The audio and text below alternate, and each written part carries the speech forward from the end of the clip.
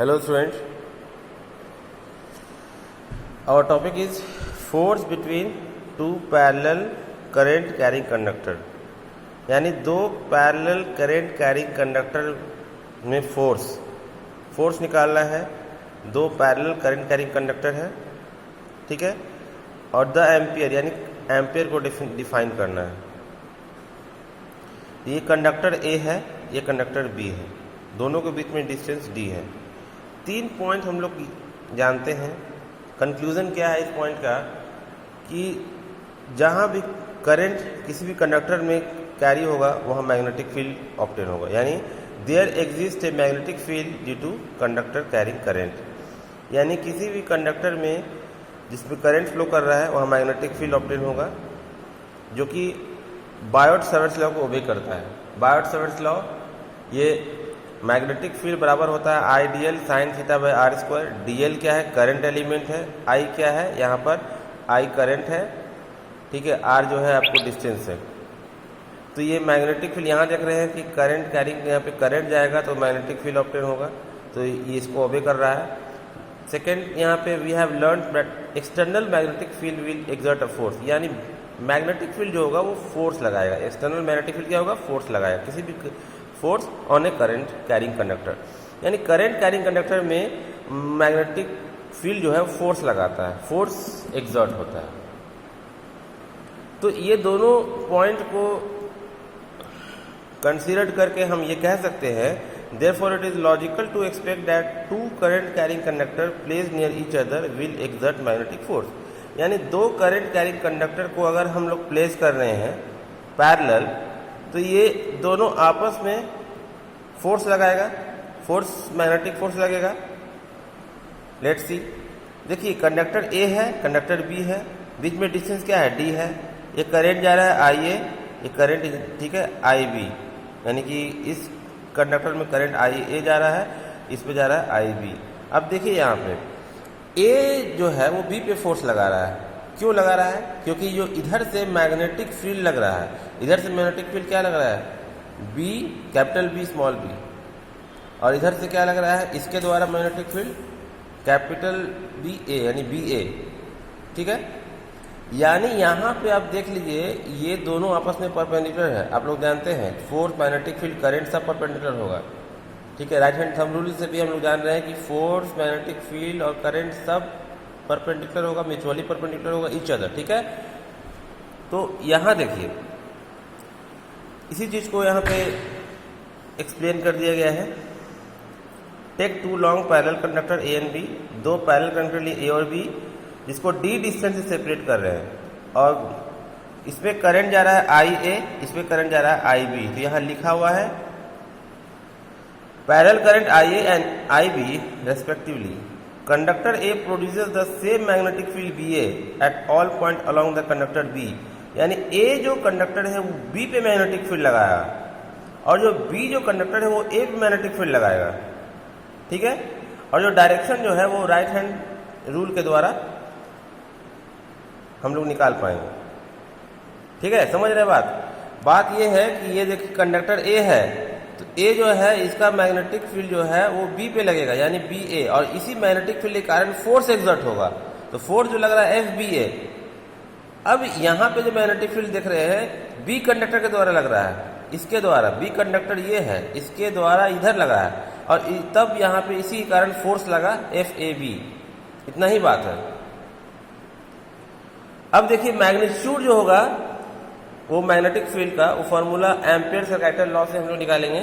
B A यानी a conductor magnitude directly यहाँ पे लिखा है mu naught I A by 2 pi d. ये कहाँ से आया? Ampere circuital law. Ampere circuital law we have discuss earlier. इसमें कुछ नहीं है, इसमें क्या है, लाइन बोलता है, क्या है, line integral of magnetic field. Magnetic field का जो लाइन इंटीग्रल है वो mu naught times current I के है, यानी करंट आई के म्यू नॉट टाइम्स के बराबर होता है, इतना ही।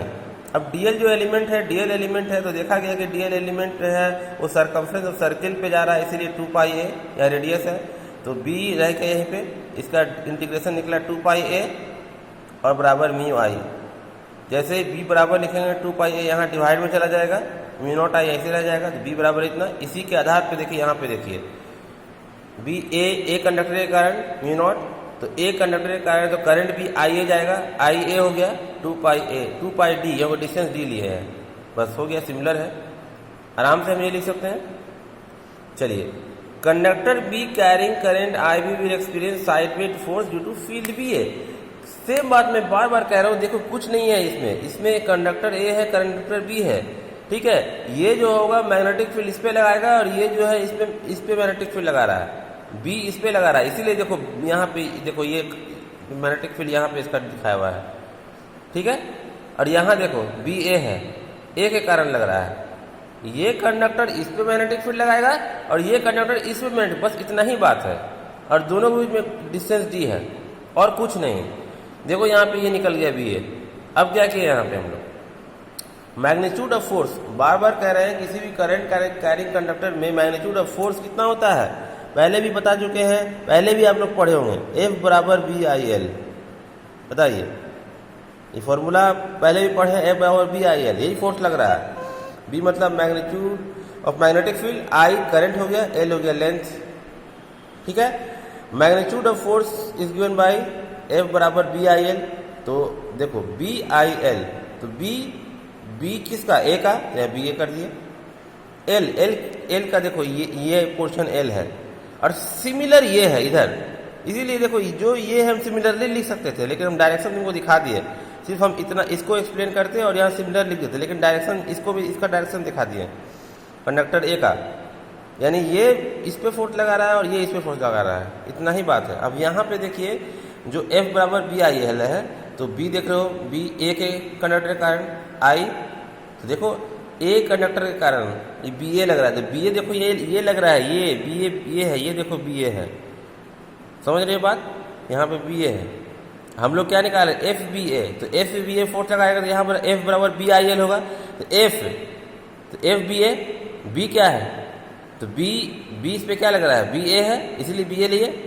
आई क्या है, देखो बी कंडक्टर है तो आई बी यहाँ पे आई है, और लेंथ क्या है, एल है, ये पॉइंट और ये पॉइंट के हम लोग एल लेंथ मान लिए, एफ बराबर बी आई एल। क्लियर बात है, कोई इसमें दिक्कत नहीं है, एफ बराबर बी आई एल होता है ना जी, तो ये देखो एफ बी ए के कारण, एफ बी ए यहाँ लिखा है ना, तो बी जब यहाँ लिखा है तो हम इसको हम लोग मैग्नेटिक फील्ड कितना लेंगे, इस मैग्नेटिक फील्ड ये लेंगे बी ए, इधर से ये लगाया इस पे, तो बी ए हो गया इसका, करंट हो गया आई बी, और एल हो गया एल, यहाँ देखो क्लियर है, I B L B A, B I L हो गया। अब देखो ये जो बी ए है, इसका हम लोग क्या मैग्नीट्यूड निकाले, mu naught I A by 2 pi D, यही निकाले, बस कुछ नहीं करना है, इसका जो यहाँ मैग्नीट्यूड है यहाँ रख देना है, कुछ नहीं करना है, एफ बी ए। अब बी ए की जगह पे क्या लिख दिया, mu naught I A by 2 pi D, क्या लिखा है, mu naught I A by 2 pi D, यही लिखा है बस। और जो यहाँ एल है तो एल यहीं पर है, आई बी है, आई बी यहीं पर है, कुछ नहीं, आ गया एफ बी ए। अब एफ बी ए जो इतना आएगा, इसी का मैग्नीट्यूड एफ ए बी भी इतना ही आएगा, ठीक है, सिमिलरली होगा, ठीक है, हो गया, ये एफ बी ए आ गया आपको, mu naught I A I B L 2 pi D. देखिए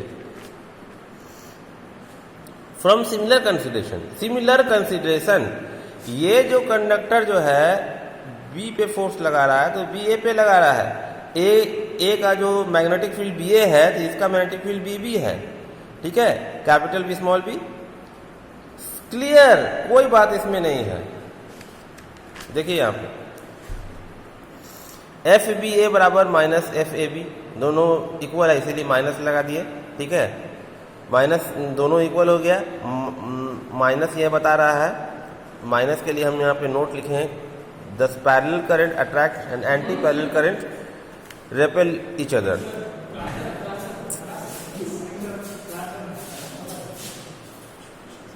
The expression is to define L ampere FBA, parallel current attract and anti-parallel current repel. This rule is opposite of electrostatics. तो यहाँ पे FBA जो होगा वो क्या हो जाएगा, mu naught I A I B by 2 pi d, ठीक है। तो देख लो यहाँ पर अब यहाँ पे FBA इसलिए लिखे, ठीक है, FBA इसलिए लिखे क्योंकि ये हम लोग रिप्रेजेंट कर रहा है किसके कारण, per unit length. FBA per unit length के कारण है, इसीलिए यहाँ पे हम देखो parallel current attract anti parallel current repel each other, ये बात इसीलिए यहाँ माइनस साइन दिया गया है। अब FBA को किस लिए ये लिखे है जी, स्मॉल FBA किस लिए इसलिए लिखे है क्योंकि हम लोग ले रहे हैं क्या, पर यूनिट लेंथ, बस इसीलिए हम लोग इसको डिनोट करने के लिए FBA का इस्तेमाल किया। सेम चीज़ है, यही फोर्स है, यही फोर्स यहाँ आया FBA। अब इसी को स्मॉल FBA क्यों लिख रहे हैं, क्योंकि अब जो फोर्स लग रहा है पर यूनिट लेंथ लग रहा है, इसीलिए हम लोग को डिफरेंस करने के लिए हम लोग स्मॉल FBA ले ली, कंफ्यूज नहीं करना है, यहाँ सिंपल है। अब ये एक्सप्रेशन आगे, यही एक्सप्रेशन तुम्हारा निकल गया, यही डिराइव हो गया, इसी से हम लोग क्या करेंगे, हम लोग निकाल लेंगे, क्या निकालेंगे, 1 एम्पियर को। देखो FBA बराबर फार्मूला है म्यू नॉट IA है 1 एम्पियर है, IB है 1 एम्पियर है, ठीक है, 2 पाई डी का वैल्यू कितना हो गया 1 मीटर, क्योंकि IA IB 1 एम्पियर है, ठीक है, क्योंकि करंट मान ली 1 एम्पियर, डिस्टेंस मान ली 1 मीटर, बस रख दिए यहाँ पे EB करंट 1 और यहाँ पे 2 पाई डी, बस हो गया, म्यू नॉट बाई 2 पाई ये आ गया। अब देखो यहाँ पे म्यू नॉट का वैल्यू होता है 4 पाई इंटू 10⁻⁷, ये म्यू नॉट का वैल्यू होता है। तो हम लोग यहाँ जानते हैं म्यू नॉट का वैल्यू होता है 4 पाई इंटू 10⁻⁷, लिख दिए यहाँ पे, 2 पाई को 2 पाई लिख दिए, कट गया, आ गया इतना, आ गया ये। तो अब इसी को डिफाइन करेंगे 1 एम्पियर को, 10 ampere is that current which if maintained in two infinitely long parallel conductor of negligible cross section area separated by 1 meter in vacuum would produce a force of 2 into 10⁻⁷ newton metre on each conductor। Ampere वो करंट है जो कि maintain होगा 2 long parallel conductor में, यानी 2 long parallel conductor में वो मेंटेन होगा, दोनों का डिस्टेंस 1 मीटर है और फोर्स कितना लगा रहा है, इतना।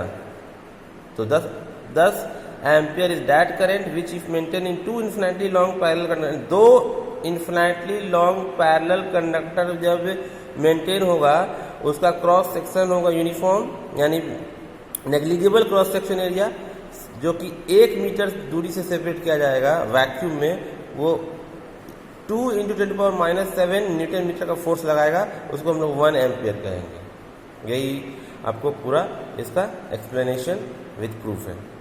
Okay, thank you.